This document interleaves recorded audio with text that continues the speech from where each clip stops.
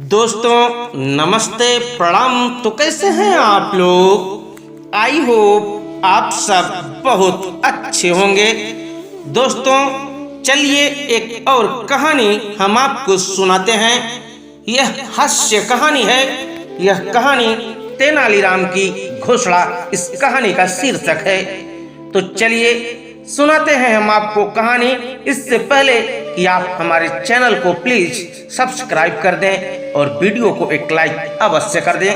तो शुरू करते हैं कहानी तेनालीराम की घोषणा।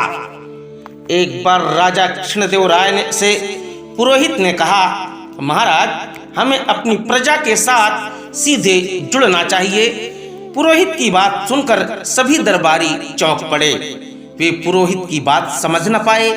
तब पुरोहित ने अपनी बात को समझाते हुए उन्हें बताया, दरबार में जो भी चर्चा होती है हर सप्ताह उस चर्चा की प्रमुख बातें जनता तक पहुंचाई जाएं, प्रजा भी उन बातों को जाने। मंत्री ने कहा, महाराज विचार तो वास्तव में बहुत उत्तम है। तेनालीराम जैसे अक्लमंद और चतुर व्यक्ति ही इस कार्य को सुचारू रूप से कर सकते हैं। साथ ही तेनालीराम पर दरबार की विशेष जिम्मेदारी भी नहीं है। राजा ने मंत्री की बात मान ली और तेनालीराम को यह काम सौंप दिया।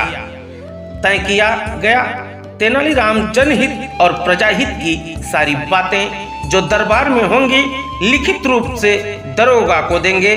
दरोगा नगर के चौराहों पर मुनादी कराकर जनता और प्रजा को उन बातों की सूचनाएं देगा। तेनालीराम सारी बात समझ गया था। वह यह भी समझ गया था कि मंत्री ने उसे जबरदस्ती फंसाया है।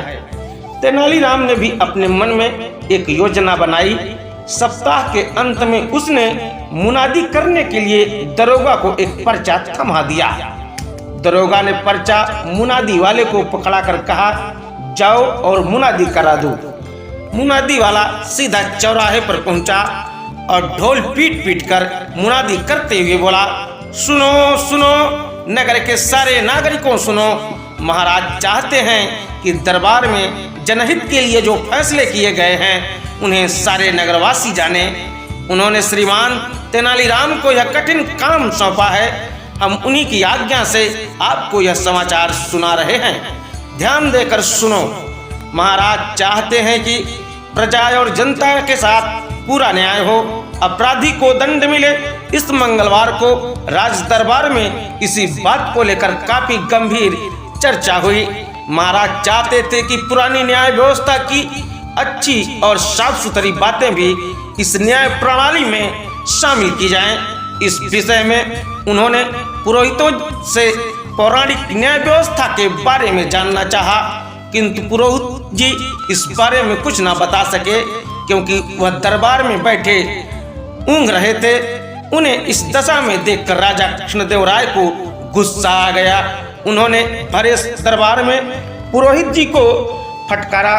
गुरुवार को सीमाओं की सुरक्षा पर राज दरबार में चर्चा हुई, किंतु सेनापति उपस्थित न थे। इस कारण सीमाओं की सुरक्षा की चर्चा आगे न हो सके। राजा ने मंत्री को कड़े आदेश दिए हैं कि राज दरबार में सारे सभासद ठीक समय पर आएं। यह कहकर मुनादी वाले ने ढोल बजा दिया। इस प्रकार हर सप्ताह नगर में जगह जगह मुनादी होने लगी। हर मुनादी में तेनालीराम की चर्चा हर जगह होती थी। तेनालीराम की चर्चा की बात मंत्री, सेनापति और पुरोहित के कानों में भी पहुंची। वे तीनों बड़े चिंतित हो गए। कहने लगे, तेनालीराम ने सारी बाजी ही उलट कर रख दी। जनता समझ रही है कि वह दरबार में सबसे प्रमुख है।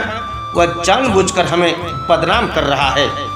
दूसरे ही दिन जब राजा दरबार में थे तो मंत्री ने कहा, महाराज हमारा संविधान कहता है कि राजकाज की समस्त बातें गोपनीय होती हैं। उन बातों को जनता या प्रजा को बताना ठीक नहीं। तभी तेनालीराम बोल पड़ा, बहुत अच्छे मंत्री जी, आपको शायद उस दिन यह बात याद नहीं थी। आपको भी तभी याद आया जब आपके नाम का ढोल पीटा गया। यह सुनकर सारे दरबारी हंस पड़े। बेचारी मंत्री जी की शक्ल देखने लायक थी। राजा कृष्णदेव राय भी सारी बात समझ गए। वह मन ही मन तेनालीराम की सराहना कर रहे थे। तो दोस्तों, ये थी तेनालीराम की कहानी। अगर कहानी आपको अच्छी लगी हो तो इसे अपने दोस्तों के बीच शेयर अवश्य करें। मिलते हैं कल एक और नई कहानी के साथ। तब तक के लिए जय हिंद, जय भारत, वंदे मातरम।